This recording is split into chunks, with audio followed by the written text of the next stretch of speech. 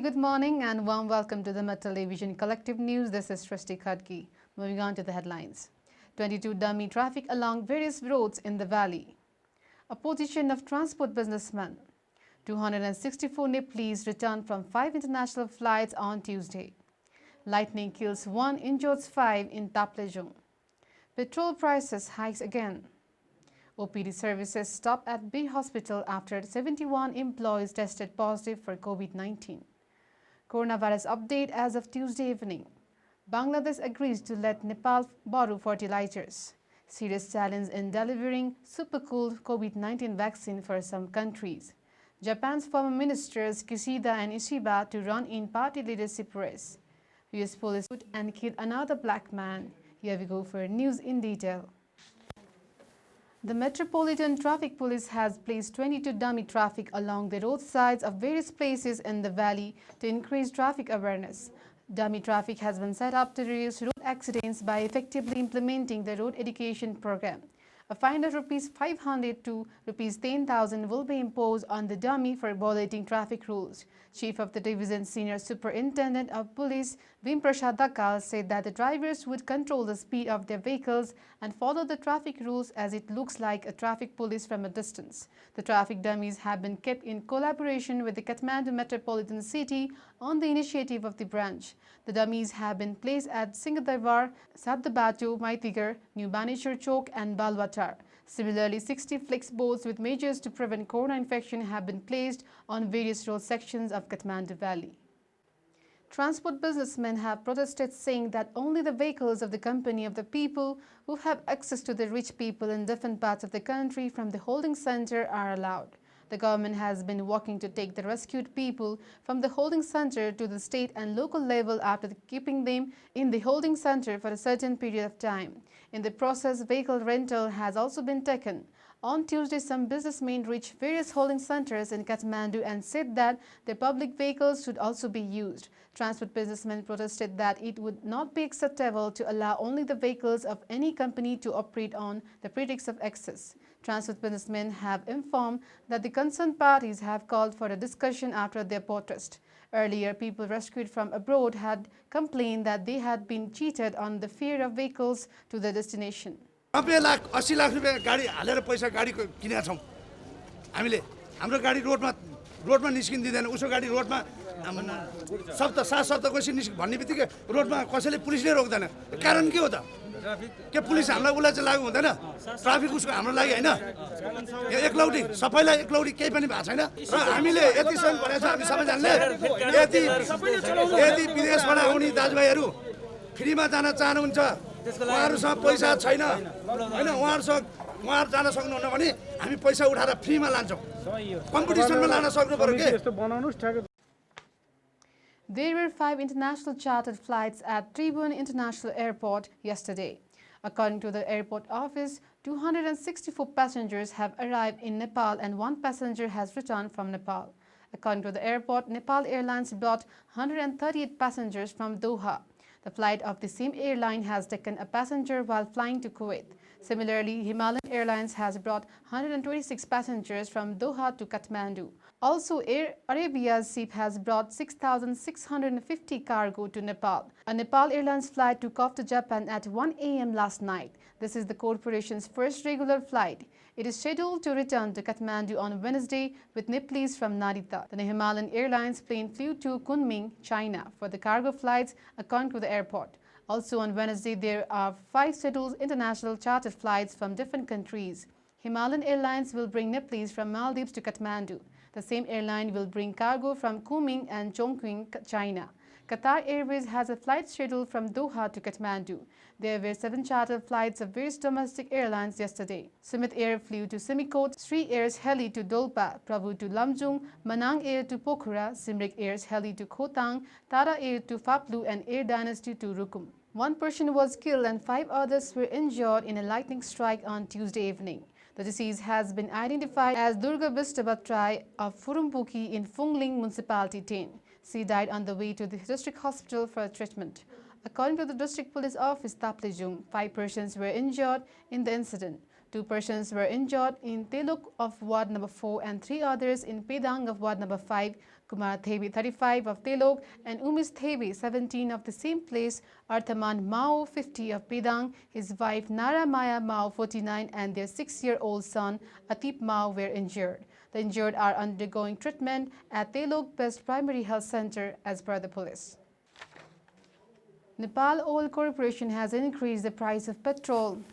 On Tuesday, the corporation informed that the price of petrol has been increased by Rs 2 per litre. The increased price will take effect after 12 midnight on Tuesday. With that increase, the price of petrol has now reached Rs 107 per litre. Prices of diesel, kerosene, cooking LP gas and aviation fuel will remain unchanged, the corporation said. Even after the price adjustment, petrol is cheaper by Rs 32.26 per litre and diesel at Rs 36.75 per litre in Birganj area of Nepal, which is connected to the Indian border with Rakshol. Corona has been confirmed in 71 employees at Bir Hospital in Kathmandu. Director of the hospital, Kedar Prasad Century, said that the infected are kept in isolation at the hospital. The hospital administration had issued a notice informing that the OPD services would be closed for 2 days. However, the emergency ward, fever clinic, some labs and operation theatre are to remain operational. A total of 1,069 people were infected with corona in 54 districts of the country on Tuesday. The most infected are in Kathmandu district, according to the data released by the Ministry of Health and Population.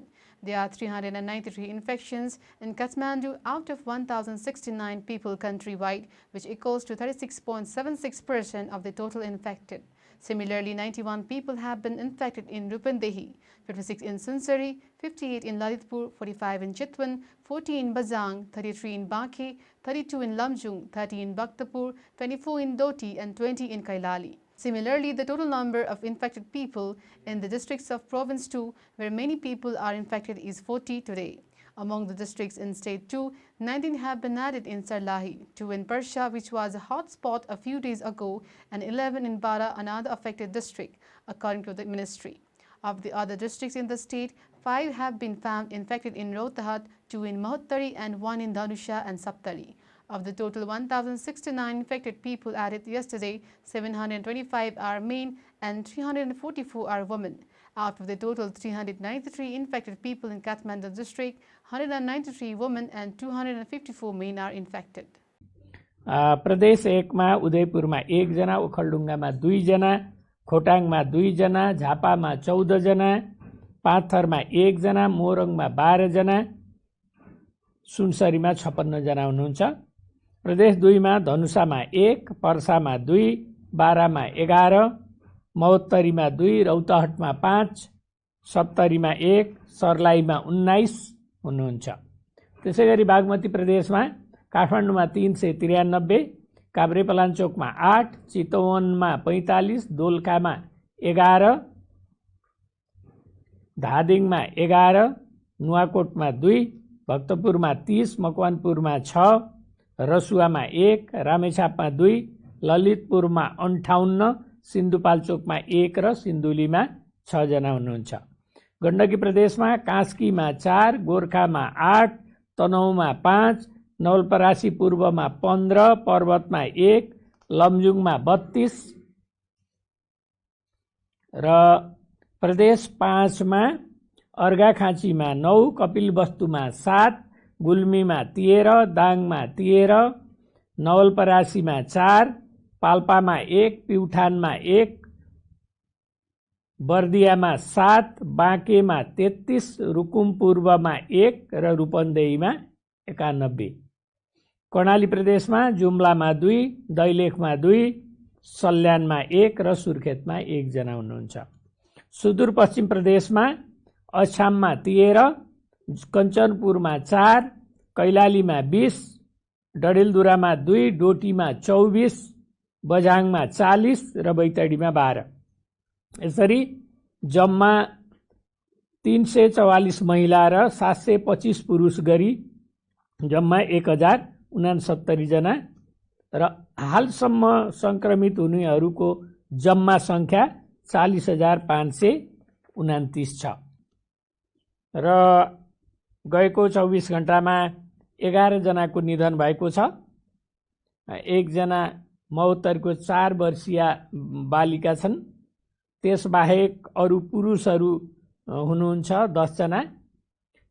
72 को एक 37 वर्षीय पुरुष, सिराको एक 65 वर्षीय, पर्साको 3 जना 53, 80 र 60 वर्षीय, बाराको 60 वर्षीय, चितवनको 52 वर्षीय, काठमाडौँको 2 जना 70 र 35 वर्षीय र मकवानपुरको 58 वर्षीय पुरुषहरू हुनुहुन्छ। र यसरी निधन हुनेको संख्या 239 पुगेको छ। Bangladesh has agreed to supply 50,000 metric tons of chemical fertilizer to Nepal. The manner demanded by Nepal is to be provided by Bangladesh. During the talks between the prime ministers of the two countries, Bangladesh agreed to provide fertilizer. They had agreed in informal discussions about a month ago. But once the talks were held at the prime ministerial level, the Bangladeshi Ministry of Agriculture wanted to discuss, and we are going to take the manner, said Agriculture and Livestock Development Minister Ghanshyam Bhushal. According to the agreement, Nepal will purchase and return the fertilizers later. Getting a coronavirus vaccine from manufacturing sites to some parts of the world with rural populations and unreliable electricity supply will be an immense challenge given the need to store some vials at temperatures as low as -80 degrees Celsius, Deutsche Post warned on Tuesday. The German logistic firm said that distribution of an eventual vaccine across large parts of Africa, South America and Asia would require extraordinary measures to keep deliveries of so-called mRNA vaccines refrigerated at Antarctic-level temperatures. Companies developing vaccines requiring exceptional cold storage, such as Moderna and CureVac, CVac.O, are working hard to make the injections last longer in transit. The novel class of mRNA vaccines is among the furthest advanced in a field of 33 immunization shots currently being tested on humans globally, but they may need to be cooled at -80 degrees Celsius. Vaccine developers Translate Bio and Moderna said in June they are working to produce evidence in time for the rollout that their respective products can be shipped and stored at less extreme temperatures. Former Japanese Defense Minister Shigeru Ishiba and former Foreign Minister Fumio Kishida on Tuesday both officially announced they will be running for the leadership of Japan's ruling party. Prime Minister Shinzo Abe announced his resignation on Friday due to the worsening of a chronic health condition. His Liberal Democratic Party is expected to hold its leadership vote on September 14. The president of the LDP is virtually assured of being prime minister because of the party's majority in parliament's lower house. Ishiba is a favorite to lead the LDP in opinion polls, but the slimmed-down version of the election that officials have announced is widely expected to work against him. Ishiba said he regretted that ordinary party members would be unable to vote. Kishida, currently policy chief of the LDP, said the other contenders in the race are Chief Cabinet Secretary Yoshihide Suga, seen as the favorite in the party. US police have shot dead another black man, who they said had a handgun but had dropped it during a violent altercation in Los Angeles, triggering fresh outrage as tensions soar over racism and police brutality.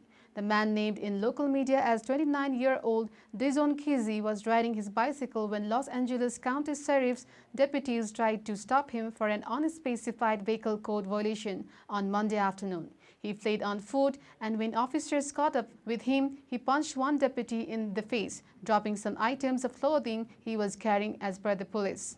The deputies noticed that inside the clothing items that he dropped was a black semi-automatic handgun, at which time a deputy involved shooting occurred, Lieutenant Brandon Dean told reporters. It was not clear if the man was reaching for the gun when he was shot. Dean said officials had yet to interview the deputies involved. Blake's shooting by a white officer ignited fresh grief and protest 3 months after the killing of George Floyd, who suffocated beneath the knee of a white police officer in Minneapolis in May, cracking open the most widespread civil unrest in the U.S. since the 1960s. The demonstrations in Kenosha have deteriorated repeatedly into violence as armed white vigilantes face off against protesters, culminating in the killing of 2 people. A white 70-year-old Trump supporter has been arrested and charged with the murders.